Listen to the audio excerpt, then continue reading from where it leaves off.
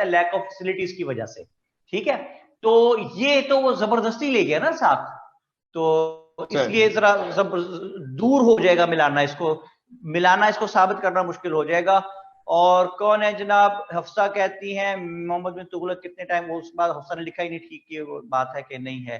और मोहम्मद उस्मान असलम के हंस रहे हैं जनाब। और गना इरफान कहते हैं Taimur invaded which area, Delhi, अभी तो बताया बेटा दिल्ली। और मोहम्मद उस्मान असलम क्या कह रहे हैं, आप सबसे आगे होते थे क्या, अच्छा वो नहीं नहीं मुझे कुछ जाना है भाई, साथ मुझे रहने दो, मैं लाहौर के बगैर नहीं रह सकता। अच्छा जी, मिनाल क्या कहती है, what was Timur full name, Timur Lane, लंगड़ा था ना इसलिए उसे कहते तैमूर लेन, तैमूर लंग। अच्छा जी, तो यहां से वो चला गया, बेशुमार एरियाज को उसने कब्जा कर लिया हुआ था, और जिन एरियाज को उसने कब्जा किया हुआ था वहां पे अपने असिस्टेंट खिजर खान को बिठा गया था जी। So himself Timur went back to Samarkand, Uzbekistan, और यहां जितने एरियाज विन किए थे वहां वो बिठा गया खिजर खान को। This particular invasion of Taimur really shook the foundations of Tughlaq dynasty. और उनका आखिरी आदमी जो Naseeruddin Tughlaq, he had really become a passive, Naseeruddin Mahmood Tughlaq, he had really become a passive being। यानी इतनी इसकी औकात खत्म हो गई थी कि बाहर जाके लोगों पे रोब डालता था कि मैं सुल्तान हूं, तो वो कहते जब भाग जा सुल्तान होगा अपने घर होगा। और घर आके बेगम पे रोब डालता था कि मैं सुल्तान हूं, तो वो कहती थी सुल्तान होगा तो बाहर होगा, मैं तुझे क्या सकता। ये बेचारा 1414 में जलीलो खार होके इसने मुनासिब समझा कि अब फौत हो जाना चाहिए, तो ये 1414 में फौत हो गया। थैंक गॉड 1414 में फौत हो गया, इसको अजहर अली की कप्तानी नहीं देखनी पड़ी, वरना दोबारा फौत हो जाता। अच्छा जी, तो ये अजहर अली से यार मुझे क्रिकेट याद आ गई, और क्रिकेट से एक शेर याद आ गया। आगा साहब सुबह से मैंने कोई शेर नहीं बोला, सर बोल दो। राहे वफा में, कहा आगा साहब, राहे वफा में, राहे वफा में इश्क से गुमराह की तरह, वो कब से खड़ा हूं पिच पे मिसबाह की तरह। कमाल सर, कमाल। मिसबाह ने तो वही रहना ना भाई, मिसबाह ने कहा जाना। अच्छा मिसबाह चला गया, हमने खुदा का शुक्र अदा किया चला गया, वो फिर आ गया। आपके कोच भी, बैटिंग कोच भी, हेड कोच भी, सिलेक्टर भी, माशाल्लाह। मिसबाह की तनख्वाह 3.2 मिलियन, 32 लाख रुपए उस शख्स की तनख्वाह है। और प्राइम मिनिस्टर था 2 लाख, वो भी उन्होंने कहा कि 2 लाख में हमारा गुजारा नहीं होता, तनख्वाह थोड़ी सी बढ़नी चाहिए। तो 2 लाख से बढ़ा के भाई 8 लाख किया, ठीक है। और इस अकेले की तनख्वाह मिसबाह की 32 लाख, यानी प्राइम मिनिस्टर की 4 तनख्वाहों के बराबर तनख्वाह ले रहा है। ये सिर्फ सैलरी है, डेली कोचिंग के पैसे, कोचिंग के पैसे लेते हैं वो अलग हैं सेशंस के। अच्छा जी, तो खिजर खान उन इलाकों पे बैठा है जहां पे वो छोड़ के गया था उसको तैमूर लंग। और जब 1414 में नसीरुद्दीन महमूद तुगलक फौत हो गया, तो अब के यहां सुल्तान बन गया खिजर खान। ये वही लड़का है जिसको छोड़ गया था Taimur, and he laid the foundation of Sayyid dynasty, जो कि 1414 से 1451 तक रहती है। और इसमें 37 इयर्स में कोई काम की बात नहीं है, सवाए इसके कि the rule remained in the hands of the Muslims and the people who were preaching Islam, the religious people, the literary people, the missionaries, they kept on preaching Islam openly. इनका जो आखिरी आदमी है आलम शाह, 1444 में वो सुल्तान बनता है, और 1448 में जस्ट आफ्टर 4 years इसने पता नहीं कहीं से सीएसएस के 2-4 लेक्चर पढ़े, तो इसको ये पता चल गया कि जो भी सुल्तान बनता है वो मारा ही जाता है जी, उसको मार ही देते, वो बचता नहीं है वो। तो इसने कहा नहीं भाई मैं तो अपनी तबई एज तक जिंदा रहना चाहूंगा। So what he did, Alam Shah, without informing anybody, he left the throne. हुकूमत छोड़ के बगैर किसी को बताए तख्त व ताज छोड़ के ये यहां से चला गया और एक जगह थी बदून, वहां पे जाके लग्जरियस लाइफ गुजारने लगा, डिसिपेशन की। और इसने कहा कि भाई मुझे कोई तलक वास्ता यहां से नहीं। थ्रोन वाज बिल्कुल जो है एम्प्टी, खाली पड़ा था। और एक अफगान, कौन था आगा साहब? सर एक Afghan, whose name was Bahlol Lodhi, उसने जब देखा कि थ्रोन खाली पड़ा है, बहलोल लोधी बहुत अरसे से यहां आया हुआ था सब कॉन्टिनेंट में और मुख्तलिफ स्टेट्स का गवर्नर भी रह चुका था, so he was having his own army as well. तो उसने जब देखा थ्रोन खाली पड़ा है तो बहलोल लोधी आया फौज लेके, without having any resistance Bahlol Lodi ने यहां पे कब्जा कर लिया and he laid the foundation of Lodi dynasty here in 1451। Lodi dynasty में सिर्फ 3 लोग हैं, बहलोल लोधी, उसका बेटा सिकंदर लोधी और सिकंदर लोधी का बेटा इब्राहिम लोधी। ये जो बहलोल लोधी है ये 1451 से 1489 तक हुकूमत करता है, 38 years. In these 38 years he made his state he made his state very strong, whereas the aspect of defense was concerned, because he used to spend a lot of time of his with his army men and he used to consider all of them as his own family members.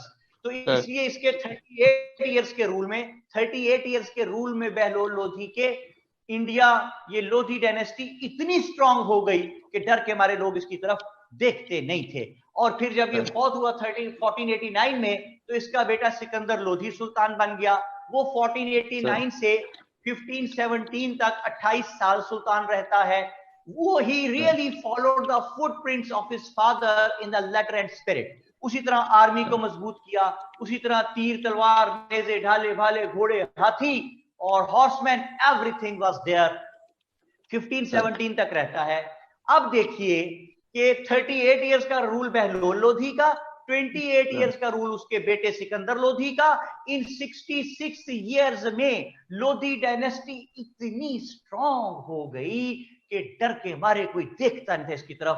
फौज में लाखों की तादाद में घोड़े, लाखों की तादाद में हॉर्समैन, लाखों की तादाद में तीर तलवार नेज़े ढाले भाले, और टू कैप इट ऑल हाथी। आगा साहब मैंने पहले दिन आपको बताया था कि हाथी जिसके पास उस जमाने में फौज में होते थे उसे अनडिफीटेबल समझा जाता था, because you are not having any such device जिसकी मदद से आप हाथी को मार दें। आप दुश्मन के फौजी को तीर मारें, दुश्मन को नहीं लगा, दुश्मन के घोड़े को लगा तो घोड़ा कहता है ओ भाईजान मार देता, ये भाईजान मुझे मार दिया आपने, तीर मार। हाथी को तीर मारे तो वो क्या कहता है?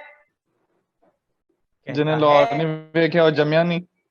हाथी तीर खा के ये कहेगा, हाथी तीर खा के कहता है, ये कहां से निकालिएगा सर? बात यहाँ पे बनती है भला? सर नहीं बनती, लेकिन लाहौर में तो बस ये तो बात ठीक है, मैं तो एग्री करता हूं। हाथी तीर खा के कहता है ये क्या बदतमीजी है, हाथी को तीर के कहता है। ठीक है जी, ये सूरत हाल है जी। और जिस वक्त 1517 में इब्राहिम लोधी फौत हुआ, वो तो इसका सिकंदर लोधी फौत हुआ तो इसका बेटा इब्राहिम लोधी सर 1517 से 1526 तक वो 9 साल सुल्तान रहता है। जुमला सुने और याद रखिए, जुमला सुने जी sir. As Ibrahim Lodi inherited absolute power, so he became corrupt absolutely, because corrupts absolutely। यहां पे आगा साहब मतलब करप्ट का मतलब रिश्वत लेना नहीं है, यहां पे करप्ट का मतलब है एरर दे जाना। जैसे आप कहते हैं यार मेरे कंप्यूटर की विंडो करप्ट हो गई, एरर दे गई। अच्छा जी, अब ये इतना मगरूर हो गया इब्राहिम लोधी, बंदे को बंदा नहीं था जी समझता, जिसको जो सामने आया बिस्ती कर दी, एक और आया उसकी बिस्ती कर दी। इसके 2 अंकल थे, एक का नाम था दौलत खान और एक का नाम था आलम खान। दौलत खान और आलम खान। आपको आगा साहब इसका मगरूर होना समझ में आ रहा है सर? तो एक दिन इसने दौलत खान और आलम खान की भी बिस्ती कर दी। कितनी बिस्ती कर दी? बहुत सारी बिस्ती कर दी, ढेर सारी बिस्ती कर दी उनकी। इतनी बिस्ती कर दी कि उनको महसूस होने लग गई क्योंकि असूल क्या कहता है न्यूटन का, फोर्थ लॉ ऑफ न्यूटन क्या है कि सर्दी और बिस्ती जितनी महसूस करो उतनी ही लगती है। ठीक है जनाब। तो इसकी दौलत खान और आलम खान की कुछ सकते नहीं थे क्योंकि इब्राहिम लोधी बहुत स्ट्रॉन्ग रूलर था, तो डर के मारे कोई उसको बात को कंट्राडिक्ट कर नहीं सकता था। तो ये दोनों बाहर निकल के ग्रवलिंग करते फिरते थे दौलत खान और आलम खान कि यार बड़ी बिस्ती होती है, इसने बड़ी बिस्ती की है, कल का बच्चा, हम इसके बाप के दौर में भी रॉयल कोर्ट में मौजूद थे, अब ये कल का बच्चा अब हमारी बिस्ती का, बड़ा गुस्से में थे, कर कुछ सकते नहीं थे, इस बात पे गौर रखें। One day they came to know कि उज्बेकिस्तान समरकंद का शहजादा है एक लड़का, whose name was Zahiruddin Babur, उसके इलाके पे कब्जा हो गया हुआ है, वो अपनी फौज लेके मारा मारा फिर रहा है जंगलों में, कभी पर्शिया पे अटैक करता है, कभी सब कॉन्टिनेंट में कहीं से घुसने की कोशिश करता है। तो इन्होंने सोचा कि मौका अच्छा है, इन्होंने जहीरुद्दीन बाबर को समहाउ मैसेज भेजा, खत लिखा और उसको कहा कि आप सरकार इधर आए दिल्ली, हम यहाँ पे इंडिया में आपकी जंग करवाते हैं इससे इब्राहिम लोधी से, और हम आपका साथ देंगे, हम आपको फतह दिलवाएंगे, आप यहाँ हुकूमत बनाएं। तो ये क्यों कर रहे हैं आगा साहब? ये रिवेंज लेने के लिए। डन है सर। लो जनाब, जहीरुद्दीन बाबर आ गया, शहर के बाहर आके उसने फौज खड़ी की, तो दौलत खान और आलम खान शहर के बाहर जहीरुद्दीन बाबर को मिलने गए और जाके कहने लगे कि शहजादा हुजूर खुश आमदीद, आप तशरीफ लाए, हम बहुत खुश हैं, हम आपका यहाँ कब्जा करवाएंगे। उसने कहा बड़ी मेहरबानी, बहुत शुक्रिया। तो उन्होंने कहा जहीरुद्दीन बाबर, शहजादा हुजूर आप फौज ले आए हैं, यार मेरे साथ रह के सुनना, राइट लेफ्ट ना ऑर्नामेंटली कोई भी। कहा शहजादा हुजूर आप फौज ले आए हैं, तो जहीरुद्दीन बाबर ने कहा हाँ मैं फौज ले आया हूं। तो दौलत खान और आलम खान ने कहा हुजूर फौज कहां है? तो जहीरुद्दीन बाबर की फौज थी टोटल 10-12 हजार बंदे की। उसने कहा मेरे साथ खड़ी है फौज, सारे 10-12 हजार बंदा खड़ा था, उसने कहा ये खड़े मेरे साथ फौज है। तो दौलत खान और आलम खान ने बड़े गौर से उस फौज को, जो 7 लोग खड़े थे उनको देखा, 10-12 हजार बंदे, और फिर कहा कि शहजादा हुजूर ये तो ठीक है, फौज कहां है? वो उसने कहा ये फौज ही है, चिंती खड़े हैं यहाँ, फौज ही है। उसने कहा शहजादा हुजूर ये बंदे, ये 10-12 हजार बंदा, ये आपकी टोटल फौज है?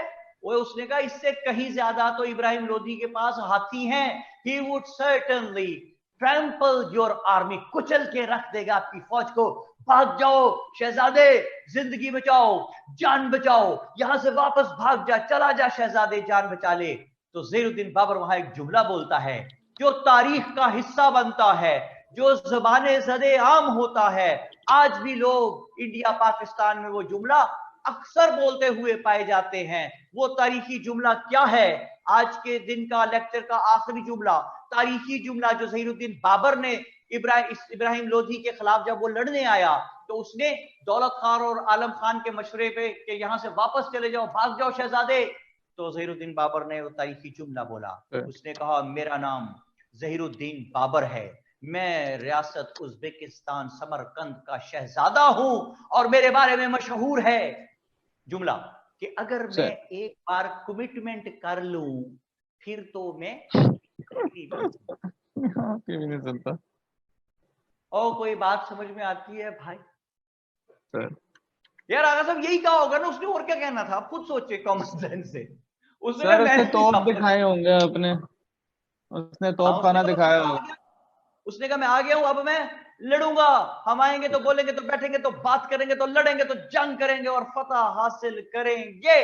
तो जनाब दौलत खान और आलम खान ने कहा शहजादे हम जा रहे हैं, हमारा नाम ना लेना कि हमने तुम्हें बुलाया था।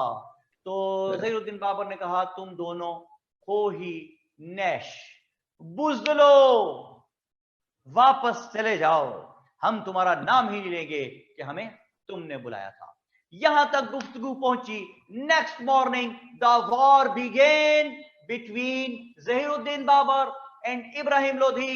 एक तरफ लाखों की फौज है, एक तरफ 10-12 हजार बंदा है, एक तरफ हजारों लाखों की तादाद में हाथी ही है, और एक तरफ हाथी के नाम पे बकरा भी नहीं है, कुछ भी नहीं है। तो फिर दो फौजों की जंग होती है, which is known as first battle of Panipat. First battle of Panipat. और इस पे हम बात करेंगे इंशाल्लाह ताला फजले खुदा बशर्ते जिंदगी अगले धारावाहिक में। ठीक है आगा साहब? सर आगा साहब मैंने क्या कहना है? आपने कहना है अल्लाह हाफिज। अच्छा देखिए जी, कितना अहम सवाल उन्होंने किया है। किसने किया है ये? अहमद शाह साहब ने। अहमद शाह साहब नहीं, अहमद शाह साहब ने, नीचे करें स्क्रॉल को जरा जी, जरा सा, और